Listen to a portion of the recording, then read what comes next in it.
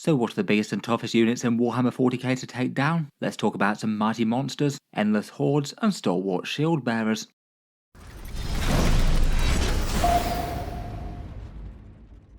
Hello and welcome back to Auspex Tactics, where today we're talking tough stuff in Warhammer 40k, and in this video I thought we'd take a look at a few of the units that have at least some claim to be some of the most durable models in the game. In 40k, most of the time the right firepower will be quite efficient into the right target, but there's some units out there that even if you do target them with the exact right thing, it's still going to be a massive slog to take them down. And that can often be a seriously powerful thing, particularly say if you're trying to score a primary objective that's out in the open. If you've got a unit that you can move into place and then just the opponent won't be able to shoot it down no matter how hard they try, you're probably in for a fairly good time. In this video I thought we'd focus on a good 6 or 7 models that are perhaps some of the toughest in the game and say why they are.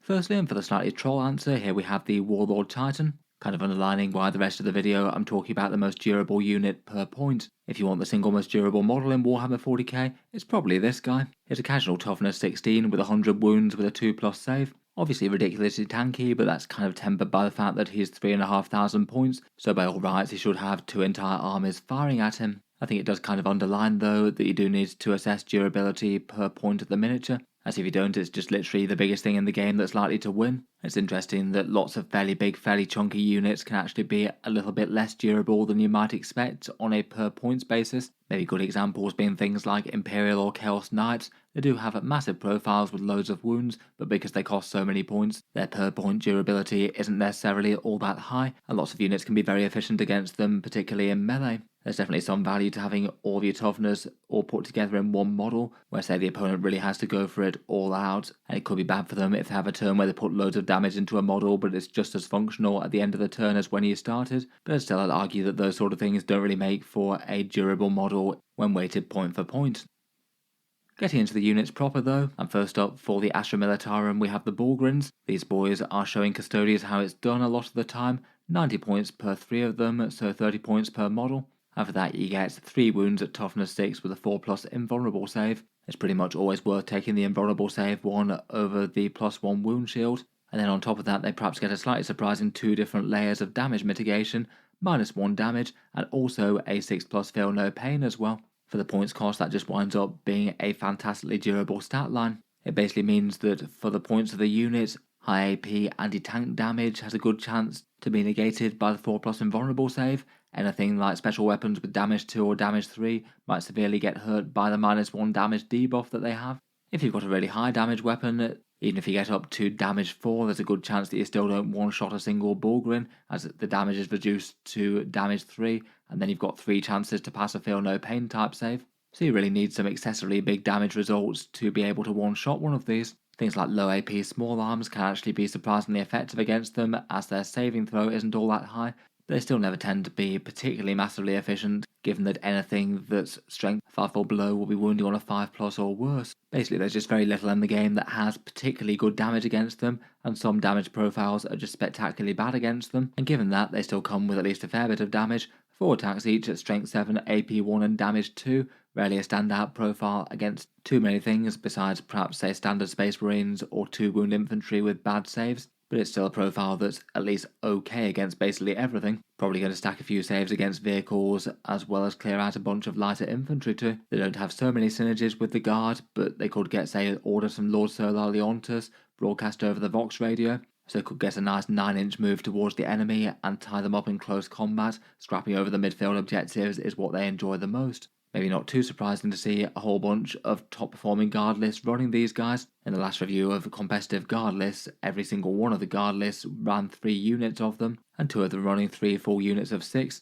And it's kind of crazy that they used to be just 80 points as well. Definitely a unit that can be problematically tough for a bunch of armies out there. Talking about durability of a slightly different sort, I'd just like to give a quick shout out to Tabletop Stronghold, today's video sponsor, who bring some toughness to miniature armies out there with their very durable magnetic carry case solutions made in MDF. I've featured these guys on the channel before, and in general their case designs are pretty popular. The idea is that they have mag cases. A popular way to transport miniatures is to mount magnets on the base of your models and then attach them to metal sheets, in this case stainless steel ones mounted inside the cases, and then they don't rattle or scrape on other things as you transport them around. The pattern of mag cases here have a whole bunch of steel trays to transport a bunch of models in safety, a nice acrylic sheet on the front allowing you to see the miniatures inside, which is more than you can do with most cases and are good at seeing what's where. And while compared with other solutions, the MDF boxes can be a little bit on the heavier side and do take a little bit of hobby work in assembling them. They are notably very sturdy, there's not much going to be able to get through them, and they seem to be able to take the weight of this chap in a wizard costume. If you want to check them out, there's a link down in the video description, and I'll cycle back to them at the end of the video to talk a little bit about their range. They still have the last of their end of summer sale going on at the moment, and are shipping to a few new locations including the EU and Australia. In any case, a big thank you for sponsoring a video. Back to the tough units on the tabletop though, and next up, it kind of had to be the Great Unclean One. I feel like he could perhaps be one of the single best picks for toughest model in Warhammer 40k for his points right now. He's really doing Papa Nurgle proud with his sheer amount of bulk. The Great Unclean One's 230 points at base, usually 260 points with his favourite enhancement, the Endless Gift, and for that you get 20 wounds at toughness 12 with a 4+ invulnerable save, and then a 6+ feel no pain normally, but it just goes up spectacularly with a 4+ feel no pain with Endless Gift, as it gives you a boosted version of itself within the Shadow of Chaos, and as per the latest Demon FAQ, all the greater demons generate their own aura of the Shadow. When you've accounted for the feel no pain, it effectively means that on average you need to deal 40 wounds to this toughness 12 4+ invulnerable target, which for a lot of armies just isn't really practical or not worth doing. It basically means that if there's just about any other target that your units can attack, you're probably going to get more bang for your buck going there than against him. This means that the Great Unclean One's basically fine to stomp up towards a mid-board objective, deal out a bunch of damage with his Plague Flail, Putrid Vomit and Bile Sword, which is fine enough against elite infantry, certainly not spectacular damage, but he should be able to do it multiple turns in a row. He can tie up enemies in melee and just otherwise annoy them, debuff one enemy unit for -1 toughness, provide a 6+ feel no pain to other Nurgle units nearby. He has his Shadow of Chaos and can advance and charge if needed, and can even do some crazy demon redeploy stratagems if he wants to, potentially vanishing into reserves and doing things like a 3-inch deep strike if he wants to be an enormous bulky threat right in the opponent's home field. Overall, he's basically just great at being annoying, and it's going to be more something that's going to have to be managed than killed by the enemy army, which is always kind of tough to deal with. As a result, he seems to be making his appearance in the vast majority of competitive demon lists right now. Next up, we've got perhaps the single tankiest Terminators in Warhammer 40k currently, the Deathwing Knights. 235 points for 5 of them, and each one of these guys is 4 wounds at toughness 5, a 2+ save and a 4+ invulnerable. Terminators in their own right are pretty chunky and hard to take down. They do have access to Armour of Contempt as well, so between that and cover they could be saving AP2 attacks at range on a 2+ anyway. But the thing that really takes them to the next level is the fact that they get a -1 damage, which is just great against the usual sort of things that should be good at killing elite infantry, things with flat damage 2 or flat damage 3 and special weapons, meaning that compared with normal Terminators that might need 2 damage 2 hits to bring one down or 1 damage 3 hits, these guys instead need 4 damage 2 hits or 2 damage 3 hits, and again to one-shot one you need kind of obscene damage going up to a damage 5 result to take one of these out. Mortal Wounds would generally be a great way to deal with such a unit, but they even get a 4+ feel no pain against them with the Watcher in the Dark once per game, so that could be quite good if the opponent does have an unexpectedly good source of them. With a bunch of those on the table, the opponent's only going to be able to kill so many of them, and on top of that they have pretty brutal damage output too. Average rolling with a squad of 5 of them accounts for around about 15 Termagants, 8 Intercessors, 3 or 4 enemy Terminators, or like 12 wounds to a Rhino transport. Those are with the maces and the great weapon. There's a few other things they could get from detachments in theory, maybe Vanguard Spearhead for -1 to hit and cover. They could use an Ancient for a 6+ feel no pain with a Pennant of Remembrance in the Unforgiven detachment or Landspeeder Darkshroud, but I feel like neither of those are really necessary given their profile. Dark Angels players seem to be very happy spamming 3 units of these in Gladius. Hard to go too far wrong with massive amounts of durability, really quite a lot of scary damage and the potential to advance and charge. Next up, we've got the chunky bio-horror that is the Cronos Parasite engine. There's a fair few lighter vehicles in 40k that have a surprisingly good defense profile at around about the toughness 7 kind of mark, but compared with all of these, the Cronos is just kind of next level. These things are just 50 points for 7 wounds at toughness 7 with a 3+ save and a 6+ invulnerable. And again, once you've accounted for that 5+ feel no pain, it means that on average you need to do somewhere around the region of 10 or 11 unsaved wounds against that profile if you just want to bring one Cronos down. It's definitely not undoable at toughness 7, but given that the thing is only 50 points, you're effectively paying around about 5 points or even a bit less per toughness 7 3+ save wounds, and there's just not really any units that are particularly efficient to do that quite so happily. Just for comparison, the Space Marine Rhino might be a toughness 9, but that's 7.5 points per wound, and rhinos are just very tough in the first place, basically nothing but a big transport that's an armoured hull to shield their occupants from the enemy, not paying for any guns or anything like that. And the Cronos is massively tougher than even that. Their main purpose is to be a synergy unit, a 4+ chance to recycle pain tokens that are within 9 inches, and often it means that just one of them gets taken in a Drukhari army for that purpose alone. Though to be honest, for how good their defense is, their damage profile is a lot better than I might expect. 2d6 attacks at strength 5, AP 1, damage 1 and ignoring cover, not good against tough stuff, but absolutely fine against medium or lighter infantry. Half of them auto hit as well with a torrent, and it does just have a few attacks in melee at strength 5 as well, but AP 0. It does feel kind of interesting that Drukhari could field about 300 points worth of one of the most tanky units in Warhammer 40k if they really wanted to.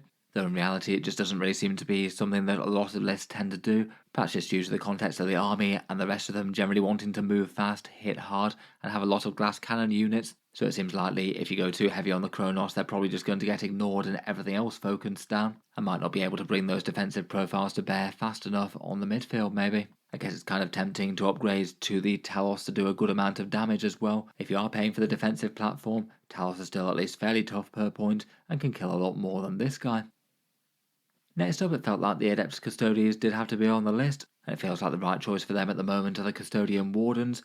50 points per model on a 4 or 5 model unit, with 3 wounds at toughness 6, and their standard 2+ save with a 4+ invulnerable, shielded by the Aegis of the Emperor. Custodian's armies are often just a little bit intimidating to face when the vast majority of that army has that kind of profile, lots of small arms being useless, and even high AP heavy weapons can ping off the 4+ invulnerable save depending on how well the Custodian's player rolls. Wardens really feel like the anvil unit of the Codex though, a -1 to wound when they're led by a character, likely a blade champion, and that definitely takes the edge off a bunch of enemy damage, and then they get a single phase of a fairly godly 4+ feel no pain, ideally wanting to be used after they've moved onto the mid-board, maybe slaying an enemy unit, and then the entire enemy army is ready to hit them back hard. Very little is going to kill a single Warden in one shot unless it's got an obscene damage characteristic there. It just means they can have a turn of being immensely tough, and then hopefully go on to attack more things with their Guardian Spears. Overall, as a result, they maybe feel like the single most efficient frontline brawler sort of Custodians units. Loads of toughness, then OC3 per model with their free Vexilla,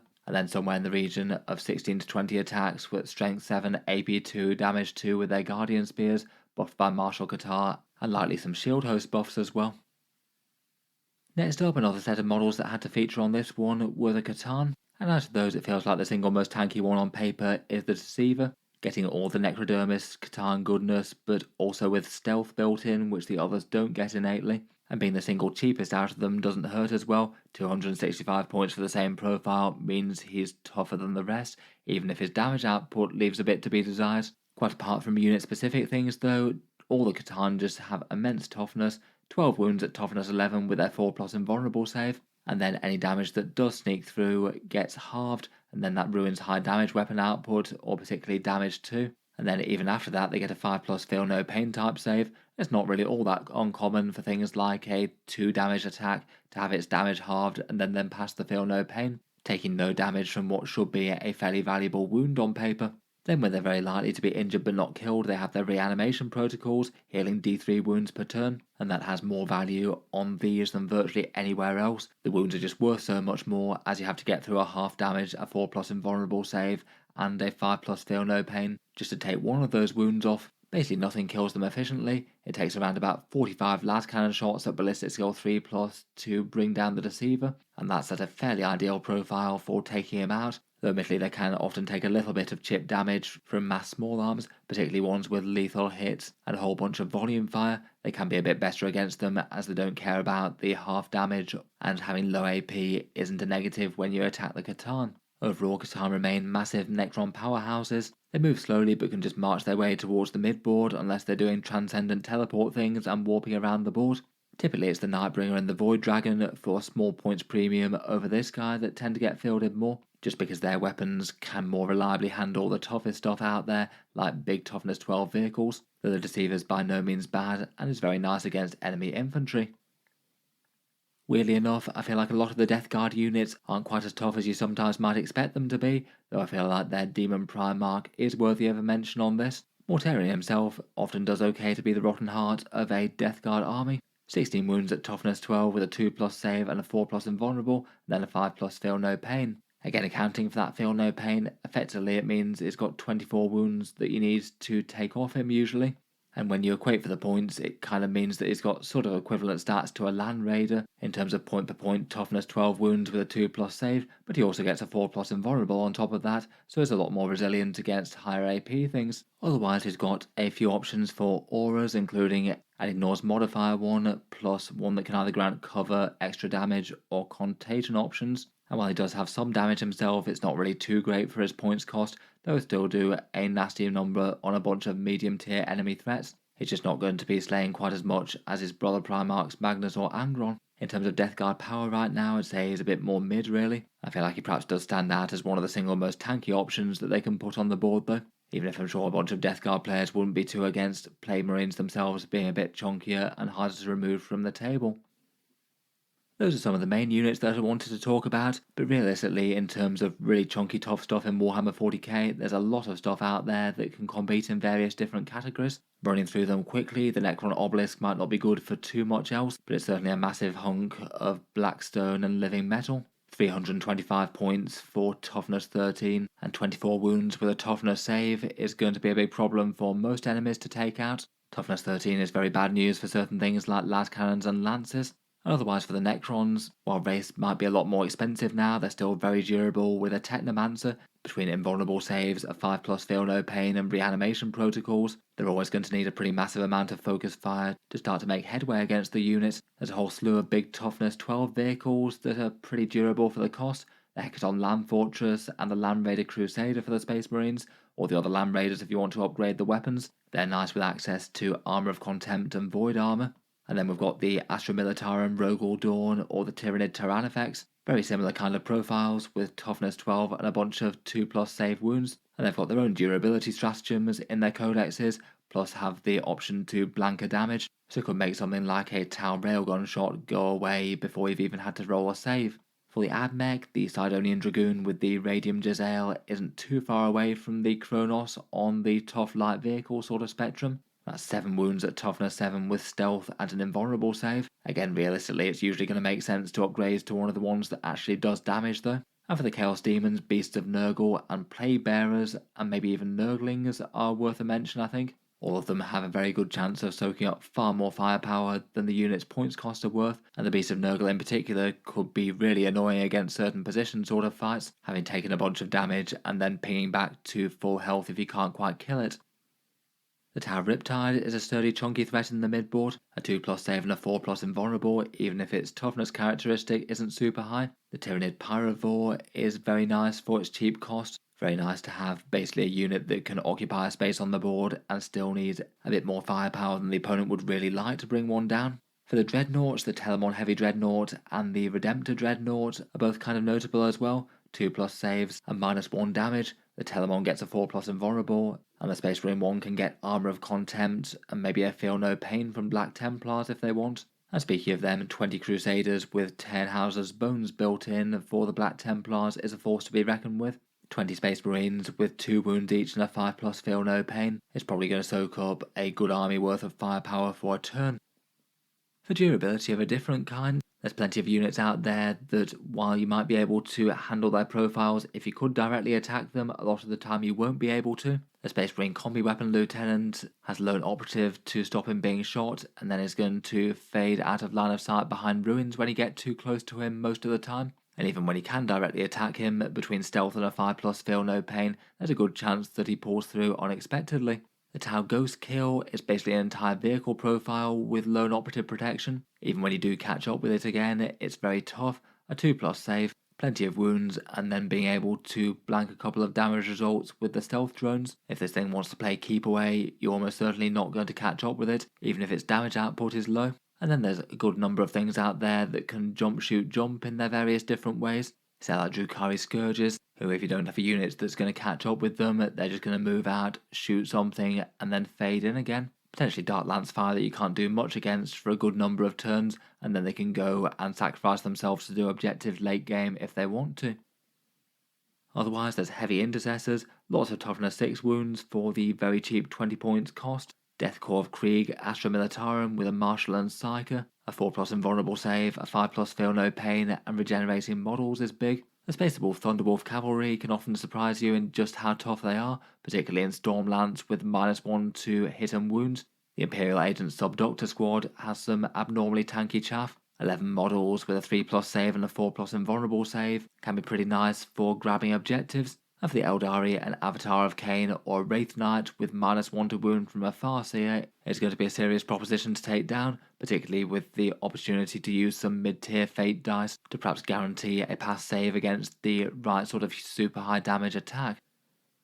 Finally, and last but not least, for the honourable mentions, I wanted to give a shout out to the Gretchin. Kind of funny in that they're basically some of the very easiest models to kill in Warhammer 40k, but because they come in numbers for cheap points, they can still be arguably one of the tougher units around, particularly if you took them in numbers. It's 40 points for 11 models on the board, which does have some value all of its own, including the Runt Herd who's got 2 wounds, while basically every successful hit is probably going to wound and kill a model at basically 3 or 4 points per model. Some armies that just go a bit too high on the quality attacks might find them really quite a big problem, or at least for 40 points be more of a distraction than any elite infantry can really afford. It is kind of a funny idea that Dreadmob could easily have 132 models on the board for 480 points, basically sacrifice 1/4 of a 2,000 point list to just put an obscene amount of bodies on the board, and all with objective control too. It does mean that the opponent's going to have to do loads of work just to stop them from racking up too many points on objectives, and that could still leave you with another 1,500 points worth of orcs to focus on the damage dealing.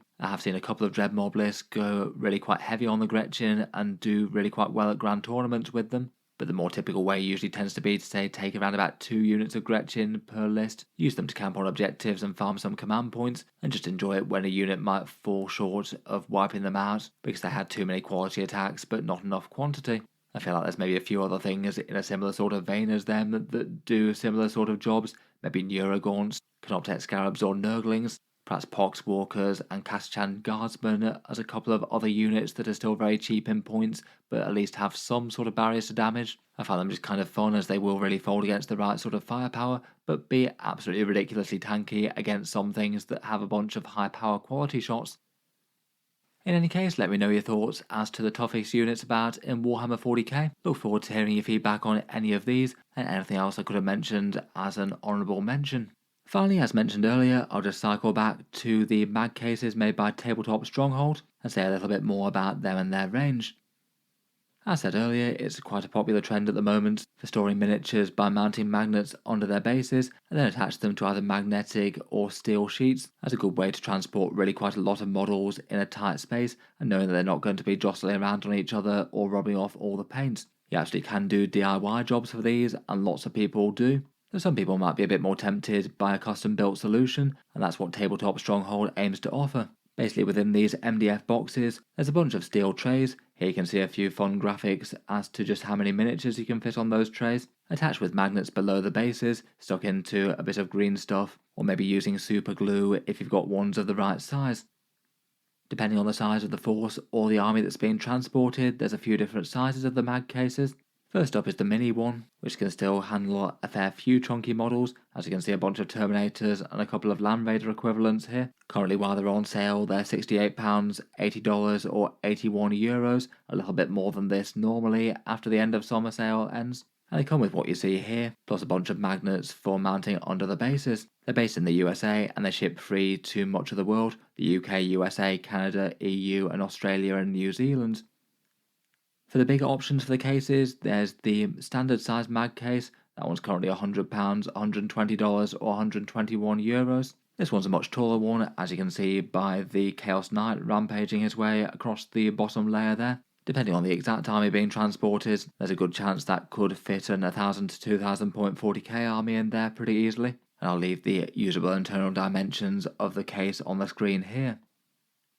Then there's the really big chunky one. This one essentially built out of 2 of the previous ones essentially attached together. and this one's the version that comes with the more steel trays. There is a slightly cheaper version of this one that comes with a few less. In any case, might be of interest to some of you out there. Feel free to check out Tabletop Stronghold, links down in the video description. There's plenty of other ways to transport miniatures as well, of course. Everything between various different firm offerings, DIY jobs or other magnetic carry cases. But I've certainly seen a good amount of positive feedback with people who have picked up these guys' stuff. In any case, I'll leave that there for this one. A big thank you for watching. I'll certainly be back with more Warhammer 40k stuff in the not too distant future. If you've enjoyed the video, then feel free to subscribe. If you'd like to support the channel, the Patreon page links down in the video description. It is the main thing that allows me to keep all these videos coming quite so much. And channel patron backers do get a few advantages, seeing certain videos early, regular votes to see what sort of things come next on the channel, an automatic entry into the regular prize giveaways with a chance to win some big model kits each month. If any of that sounds good to you, or you'd just like to help support, the link is down in the video description. In any case, a massive thank you for listening, and I'll hope to see you guys next time.